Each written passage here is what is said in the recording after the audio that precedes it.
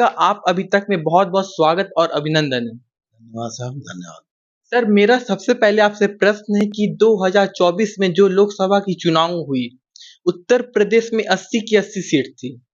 कई सारे नेता कह रहे थे कि इस बार 80 सीट आएँगी, लेकिन ऐसा क्या हुआ कि इस बार 80 सीट नहीं आई सर? देखिए, ये तो हम लोग कह ही रहे थे कि 80 की 80 आएंगी और ये हम लोगों को भरोसा भी था, विश्वास था कि 80 की 80 जीतेंगे। लेकिन जो नहीं आई उसके पीछे जो सबसे बड़ा कारण जो मेरी समझ में आया और हम लोगों ने इसकी बहुत समीक्षा किया कि ऐसा कारण क्या हुआ। क्यों? क्योंकि हमारी केंद्र की सरकार की नीतियां और उत्तर प्रदेश सरकार की नीतियां, माननीय मोदी जी की और योगी जी की जो जनहित की योजनाएं थी वो बहुत कारगर योजनाएं थी और वो आज भी चल रही हैं। वो लोगों को पसंद आ रही थी और सब कुछ ठीक है। अब जो विषय ये है कि जैसे कांग्रेस के लोग, समाजवादी पार्टी के, आज जो हमारा वोट जितना मिला था, जो हमको मिला था 2019 में, 2014 में लगभग उतना ही वोट इस बार भी हुआ। क्या जो कांग्रेस का वो या जो विरोधी वोट था, बसपा का था, सपा का था, वो वोट सेंट्रलाइज होके हमारे खिलाफ पड़ गया। एक तो ये कारण, दूसरा ये कारण पड़ा क्यों, उसके पीछे ये रीजन है कि कांग्रेस के लोगों ने, समाजवादी पार्टी के लोगों ने जो लोगों के अंदर भ्रम पैदा किया, जो झूठा प्रचार किया गया, और वो झूठा प्रचार जो किया गया वो उसकी एक पराकाष्ठा है। लोगों को झूठ बोल, जिससे कांग्रेस के लोगों की आदत है, आज से नहीं, आज से देश के इतिहास में इन 75 साल की आजादी में सबसे ज्यादा दिन तक कांग्रेस रही। और उस कांग्रेस में शुरुआत से देख लीजिए, सन 50 से लेके आज तक, जब तक इनकी सरकारें रही, सब हमेशा इनको इससे कोई लेना देना नहीं रहा कि जनहित में क्या होगा, जनता का क्या होगा। गरीबी के नारे सड़क पे दिखाई देते थे, दीवारों पे लिखे हुए दिखते थे कांग्रेस के समय में कि गरीबी हटाओ, लेकिन कभी गरीबी हटी नहीं। उनको इससे कोई लेना देना नहीं। इनको मतलब इनका रहता है कि किसी भी तरह से साम दाम दंड भेद लगा करके, झूठ भ्रम फैला करके सत्ता में बने रहना इनका मकसद है। उसी तरह से इस 2024 के चुनाव में जनता को गुमराह करने का प्रयास किया और जनता को झूठी अफवाहें फैलाई। जैसे उन्होंने कहा कि भारतीय जनता पार्टी आएगी, अगर 400 सीटें आ गई, मोदी जी संविधान बदल देंगे। जो सरासर झूठ, गलत गलत बयानीबाजी की, जनता के सामने गलत किया। उन्होंने कहा कि हम अगर जीतते हैं तो हम 1 लाख रुपया साल का देंगे महिलाओं को। बहुत सारी महिलाएं, तमाम लोग, गरीब लोग वहां इनके दफ्तरों में बाद में पहुंच गए चुनाव बाद। तो इस तरह के जो बयानबाजी किया, इस तरह के जो भ्रम फैलाए गए, जनता के बीच में गलत प्रचार किया गया, उसका भी बड़ा फर्क पड़ा। क्योंकि हमारे देश की भोली भाली जनता है, लोग समझ नहीं पाए और इन लोगों ने कहा संविधान बदल देंगे। संविधान को हमारे प्रधानमंत्री जी, मैंने तो कहा कि 2014 में भी भारतीय जनता पार्टी के अकेले 282 सीटें थी, 2019 में 303 सीटें थी। संविधान बदलने का तो कोई प्रश्न ही उठता कि बाबा साहब का लिखा हुआ संविधान कौन बदल देगा, किसकी हैसियत है जो बदल देगा, और क्यों बदले। संविधान बदलने का सबसे ज्यादा बार प्रयास इस देश में 80 बार, 80 बार, ये तो रिकॉर्डेड है कि 80 बार संविधान में संशोधन और बदलने का प्रयास किया है कांग्रेस ने। 1975 में जो इमरजेंसी लगाई कांग्रेस की सरकार ने, इंदिरा गांधी जी द्वारा, श्रीमती इंदिरा जी द्वारा जो इमरजेंसी लगाई गई, वो क्या था, वो संविधान के साथ खिलवाड़ नहीं था। वो बाबा साहब, और मैं कह रहा हूं कि बाबा साहब डॉक्टर अंबेडकर को संविधान सभा में ना आने पाए, इसको रोकने के लिए कितने प्रयास किए, तो सारे रिकॉर्ड है, कितना रोकने का प्रयास किया गया उनको। तो कहां से ये संविधान के हितैषी हो गए। वो तो इनका लगातार प्रयास रहा कि बाबा साहब संविधान न लिखने पाए, संविधान सभा में ना आने पाए। इस तरह के तमाम प्रयास किए, तमाम बार संशोधन करने का काम किया और हमारे प्रधानमंत्री आदरणीय मोदी जी तो देश की पार्लियामेंट में जब जाते हैं तो संविधान पर सर झुकाते हैं। तो ये झूठ फरेब जो फैलाया गया, तो इसका आज हम भारतीय जनता पार्टी के कार्यकर्ता इनको बेनकाब करेंगे। हम लोगों को बताने का काम करेंगे कि ये सब झूठे जो अफवाहें फैलाने का काम जो आज तक देश में करते रहे हैं, उसी का ये एक उदाहरण ये भी है कि 2024 में भी इन्होंने ऐसा काम किया कि लोगों को भ्रमित किया। ये भोली भाली जनता को लोगों भ्रमित करके वोट हासिल करना इनका मकसद है। ये इसका बहुत मुख्य कारण। सर, विपक्षी पार्टी अभी जो पार्लियामेंट चल रही थी, कई सारे तमाम मुद्दे उठाए थे। इस पे क्या कहना चाहेंगे सर आप? मैं आपसे पहले ही कह रहा हूँ कि विपक्षी पार्टियां, मैं तो कह रहा हूँ विपक्षी पार्टी में जैसे मेन बात समाजवादी पार्टी उत्तर प्रदेश में उनकी विपक्षी पार्टियों में उनके साथ है। समाजवादी पार्टी को मैं याद दिलाना चाहता हूँ 1975 की। 1975 में जब श्रीमती इंदिरा गांधी जी द्वारा इस देश पे आपातकाल लगाया गया, उस समय 5 साल की पार्लियामेंट को 6 साल कर दिया। 6 साल 7 साल तक उसको खींचा। बाद में कुछ संशोधन भी लाए गए। संशोधन का प्रस्ताव आया और यहाँ तक कि इंदिरा जी को आजीवन प्रधानमंत्री बनने का भी प्रस्ताव आया। इन सब का भयानक विरोध हुआ और उस विरोध के कारण आज मैं उनको याद दिलाना चाहता हूँ, समाजवादी पार्टी के लोगों को, समाजवादी पार्टी के राष्ट्रीय अध्यक्ष आदरणीय अखिलेश जी को याद दिलाना चाहता हूँ। उनके पिताजी समाजवादी पार्टी के बहुत बड़े नेता रहे, आज दुनिया में नहीं है। उनकी आत्मा को कष्ट होता होगा, मुझे समझ में आता। उसी तरह से समाजवादी तमाम नेता इस देश के बड़े बड़े धुरंधर नेता हुए, जिन्होंने उस लोकतंत्र के खिलाफ जो कृत्य किया था कांग्रेस ने, उस लोकतांत्रिक सेनानियों को बहुत कष्ट हुआ।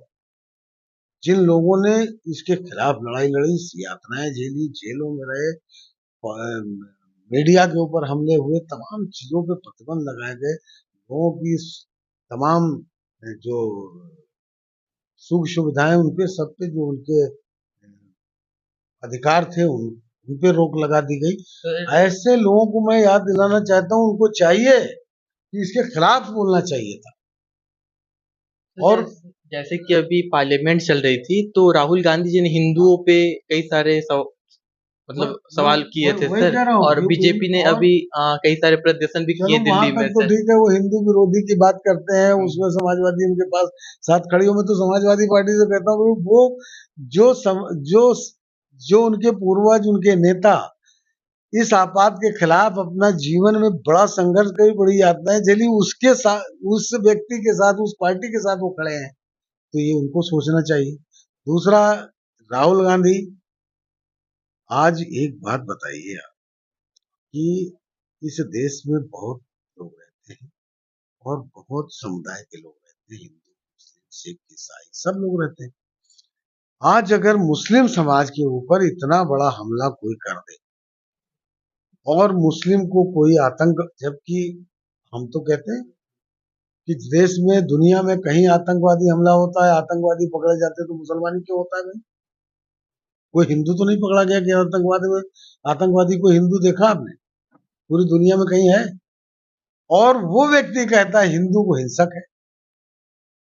तो ये हिंदू चूंकि सरल है, सद्भावना वाला है, मानसिकता से वो स्वभाव से विनम्र होता है, सबको साथ लेके चलने वाला होता है, इसलिए उसको आप हिंदू हिंसक कह दिए।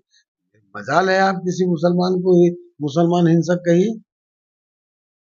तो उनका मकसद है कि किसी न किसी मुद्दे पर, किसी न किसी बात को लेकर, बिना बात के, बिना किसी आधार के बातें करके पार्लियामेंट को डिस्टर्ब करना। जो पार्लियामेंट देश हित में, लोगों के हित में, अच्छे कामों के लिए, उनके उत्थान के लिए, देश की बढ़ोतरी के लिए, लोगों के अच्छाई के लिए, लोगों का अच्छा जीवन यापन हो, उसके लिए जो नियम कानून बने, जिसके लिए बहस होनी चाहिए, उन पे बहस ना हो, उससे किसी तरह से पार्लियामेंट को डिस्टर्ब रखे। सर मोदी 3.0 में देश में अब क्या विकास होने वाली 5 सालों में सर? क्या नया देखने को मिलेगा सर? युवाओं के लिए क्या नया देखने को मिलेगा? जी 2014 से जब से इस देश के प्रधानमंत्री बने, तब से उनका 1 पॉइंट प्रोग्राम, सारे प्रोग्राम उनके निश्चित है। वो उनका एक ही सबका साथ, सबका विकास, सबका विश्वास के आधार पर सबके लिए काम किया। उन्होंने कभी एक वर्ग विशेष के नहीं।